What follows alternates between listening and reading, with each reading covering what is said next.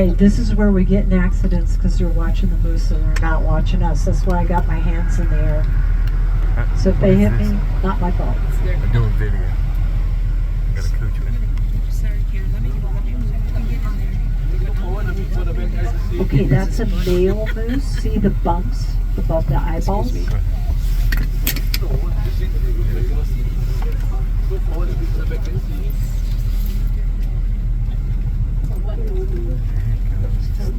Okay, guys, grab a seat. I gotta move on.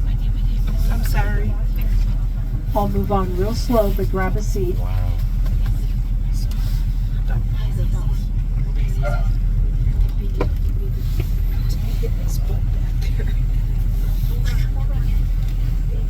Now he's turning around. He